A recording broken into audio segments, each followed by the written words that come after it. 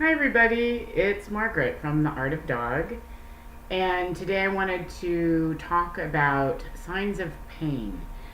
And this is because I think the idea of dealing with pain scares a lot of people. And one of the things that I think probably scares us is that we have a hard time we don't feel like we are sure what our dogs are feeling. But it's important to me that you feel that you can become educated about this, that you can take some agency in the care of your dog, because this is an issue that honestly we all deal with too. Um, Many of us have daily chronic pain, and you can't tell by looking at people, right? But especially as we age, that becomes more common. And so I think it's well worth examining this issue for our pets so that we can be their advocates, and also that you understand that there are things that you can do outside of the vet's office also to help with this.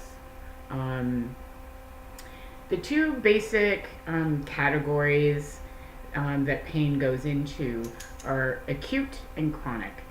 And acute pain is a short-lived, short-term situation. So you may have a very short-term severe pain situation from things like an injury or post-surgical pain, or even an internal situation that's happening that's very sudden. Um, the trickiest ones are probably those internal ones, but this is the kind of thing that you are probably most often going to be better safe than sorry and take your dog to the vet to be sure. So, for example, a spleen rupture from a tumor would be an example of this, where suddenly the dog is panting or very tense, or the belly is very tense, and it's a sudden change. I'm not the only person who's also seen similar symptoms from intestinal gas, which may sound silly, because we can intellectualize that. So we'll show pain, but we can talk about what it is, and we understand that it's going to pass. Whereas dogs don't. So for them, they experience it as this terrible internal pain. And knowing your dog, knowing some acupoints for the stomach and for digestion can help you a lot. Those points can sometimes relieve it right away, as can herbs. But it will give you information. If some points give no relief, then you know that that's not the case, and you need to go to the vet and investigate. Probably the other hidden pain that you'll see a lot that sometimes is acute is something dental. Now, for chronic pain, that's by far the more common situation, I'd say, for dogs. This could be something like nerve pain, something that you may know that there's been an injury to the spine, for example. I have to say, one of the things I see most commonly in dogs is spinal misalignments, not necessarily causing nerve pain, but that's probably the most common untreated malady, probably for us as well. Arthritis, though, is probably the most common thing that we see in dogs as they get older.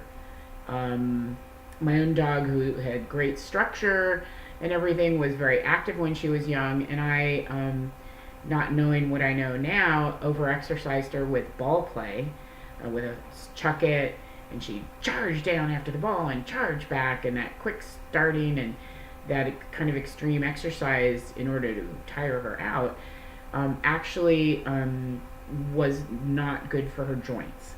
So she developed a lot of arthritis in her feet, in her, what we would call wrists, and the hocks in the back, but also knees and elbows. So it kind of moved. It was mostly in the extremities that she experienced that. But it's the kind of thing that you shouldn't be afraid of dealing with. So I want to talk a little bit about how to recognize when your dog might be uncomfortable, and to give you suggestions on things that you can do for that. The number one thing too, though, is to recognize our attitude about it and to make sure that we're being open-minded and mindful about how we do it, because I can't tell you how much it bothers me when somebody with an older dog describes them as lazy or grumpy. Especially lazy. Oh, they've gotten lazy. And I just simply say, well, maybe they don't feel good. I'd say even we can agree that we all want to be active and moving around. And if we're not, we might shamefully call ourselves lazy. But can we please not apply that shaming process to our dogs, who we know 100% would love to get out and smell things and see and be on the earth and walk around, right? And the other thing is dogs that are grumpy. Um, it always bothers me when old dogs are chastised for, sort of snarking at other young dogs that are running up to them. What they're doing is say, hey, don't bump into me, right? And I think we can well imagine that if we have some body pain and arthritis, sudden movements and getting run into are going to be uncomfortable, and that we don't have the physical, your older dog may not have the physical ability to move and in response to a younger dog who's being inappropriate. And most younger dogs get the message right away.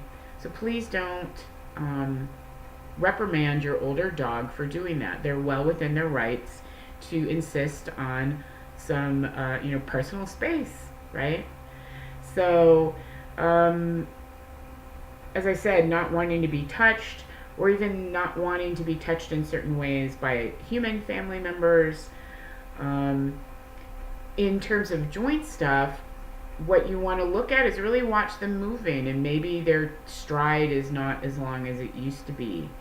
They're taking shorter steps, for example, or they're, one kind of thing that can show hip dysplasia or some just less than ideal hip formation is that as they walk, that the body moves like this instead of the back legs moving forward. The hips kind of move to accommodate that. So sometimes there are long-standing misalignments in the joints that create some problem, and unfortunately some dogs are bred to be malformed. Bulldogs, for example. So to be aware that those kinds of malformations can create problems over time. Those are the dogs that you want to give good joint supplements to starting when they're pretty young, and so that you can help maintain the healthy tissue as long as possible. Once you've gotten into the arthritis stage, those mild products aren't going to be as helpful because there just isn't that fluid. Hyaluronic acid is something that dissipates as we age, and it's in all parts of the body. So it's in the eyes and the coat, our hair on us, right? So, and also in the joints. That's what that lubricant is really based on. So that's a kind of nutritional supplement that's beneficial. But once you're into arthritis, you do need to look at pain relief and anti-inflammatories. And there are a lot of things that you can do that aren't pharmaceuticals. Non-steroidal anti-inflammatories that are pharmaceutically based all are damaging to the liver, damaging to the gut. I don't personally recommend those as your first choice. There are lots and lots of herbal products, natural healthy products that don't damage the rest of the body, that work just as well. And then sometimes you might layer in some pain relief things. So there are herbal anti-inflammatory products that are excellent over the counter. There are some good herbal pain relief products that you can, maybe only you're going to use at first on a bad day. They over-exercised the day before, or you anticipate that they felt so good today that then tomorrow they're going to be sore. So you can give them something like that, usually in a liquid form. Some people use CBD oil for as part of their pain relief program. The effect it has in that regard varies a lot from dog to dog. For my dog, for example, it was a mild reliever, but it was a little bit sedating, which during the day wasn't great. But at night, especially if she was moving around and not sleeping well, I would use it then because of that sedating aspect. So sometimes I think senior dogs are overactive at night because they didn't get enough exercise during the day. They don't demand it. So we get away with doing less because we see them sleeping or something. But to be honest, if you give them more action during the day, then they'll probably be more relaxed at night. But sometimes, indeed, they're just a little uncomfortable and so benefit from a bedtime tincture or oil that absorbs really quickly and helps them relax and have a good night's sleep, because that's one of the most healing things we all need is a good night's sleep. Lots of work happens at night when we're asleep. A couple things, symptoms that you might not be aware of. One is licking. They might lick the joints that are uncomfortable, or particularly on the front foot, they might lick this area if they have any tension up here in the neck, and they could be having some pain that's coming down, because these are also stress points, but that can be another indicator of some discomfort here. And so I'm a big advocate of chiropractic care for dogs. But another one that's a little more subtle that you really notice when you're putting your hands on the dog and when I notice it when I'm doing body work, like acupressure and energetic body work, is the way the hair is lined. So you'll see areas where the hair is kind of raised up. One of the most common places I see that are in the shoulders, and where there's maybe they're having pain in the back, in the hips, so they put more strain on the shoulders. So then they end up with some discomfort and tension there. And you can see after the body work that the hair has lied down flatter. And so I love to show that. So it's important that before and after is important to pay attention to if you're an owner. Before and after chiropractic, before and after body work. How does the hair look? How does the fur look different? Can really tell you a lot, so that then you can later recognize those subtle signs. Because dogs are tough. They aren't limping most of the time, right? From arthritis. They just get along, and movement, as I said, movements get smaller. They're stiffer, but they keep going. And so be sure to, when you try these things out, you're going to find, I see some relief here, I see some loosening, some relaxation. Even the face will change as they are more relaxed. You might see a little bit of a smile. There's less tension, because we do this too. When we're having pain, and it doesn't matter where it is, often our face gets tense and the jaw gets tense, because we're uncomfortable. But we're not talking about it to people. We're not saying a lot about it, but that can show up in tension in the face. So look for things as you use your herbs that do your energy work. You'll see the face muscles relax quite a lot as well.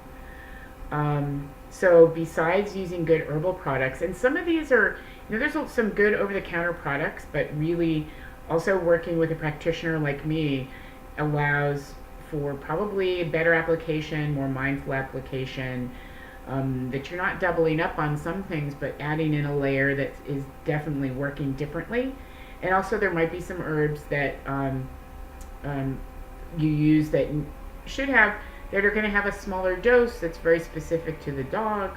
And also using essences, that's something else I often layer in. But it's then something that we like to hand off to you so that you can do things. You don't have to see us every week. That these are things that you can do at home. But some things might be, you might find it really better applications by working with a practitioner and not just relying on retail situations. And especially not relying on veterinary situations. Some dogs really don't like things like tramadol. It makes them feel weird. and then they do lay around because they just feel weird. And I can tell you, my dog never was on those kind of medications, and I controlled her pain really well using natural products that didn't harm her body and didn't make her feel weird. Um, but I do want to encourage you to take on other things like body work, maybe the younger dog massage. With an older dog, often lighter work, more energetic level of work is really effective and much more comfortable for them. You know, instead of, nobody wants a painful arthritic joint manipulated a lot necessarily. Having support gear, lift a harness that has a little handle on it where you can help them up and down stairs where they can do it, but you can take some of their body weight up and help them up and down. It makes a huge difference so they can be mobile. My dog, we did a mild mountain climb when she was 16. And that was because I could lift her up over the steps so she could walk the flat part. And if there was anything a step, I would use the harness and lift her up. And she had a great time doing that. And it was slow. We went at a slow speed, but that was fine. Also, it was helpful because she had a tendency to want to jump downstairs instead of walk down them once her elbows really started bothering her. So I had to use a harness to stop her from doing that. So that's an athletic dog who in her old age goes, heck with it, I'll just jump. So you have to be careful sometimes that they don't hurt themselves or put themselves at risk, let's say, trying to make their own accommodations. Yoga mats on the floor are incredibly helpful. You can get cool ones on Amazon where you can pick a pattern that matches your house, and you can cut them so that they can be under the feeding bowl or at their bed, so as they're getting out of bed they have good traction.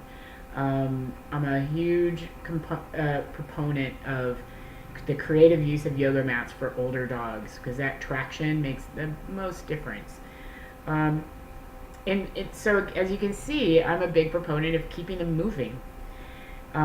If you can do swimming, if you're able to afford going to a dog rehab or something like that for swimming, it may be too cold for an older dog to go in natural water.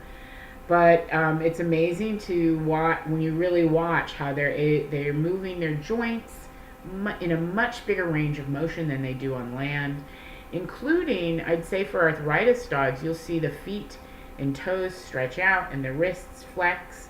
That's incredibly important. Okay, incredibly important for keeping the fluids moving through those joints, keeping a stagnation from building in. So if you can afford to do that, I highly recommend it. It's incredibly helpful to keep muscles strong and joints moving and that sort of thing.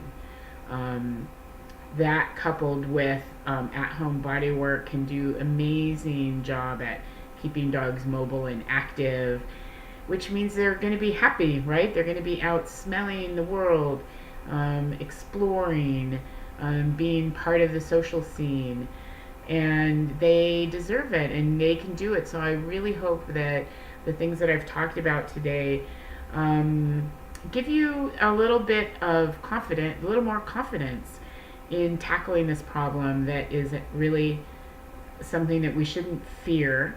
And I think the more you know, the more you can also speak with your vet or maybe resist the jumping into pharmaceuticals and working with a practitioner to develop a program that is healthful for them.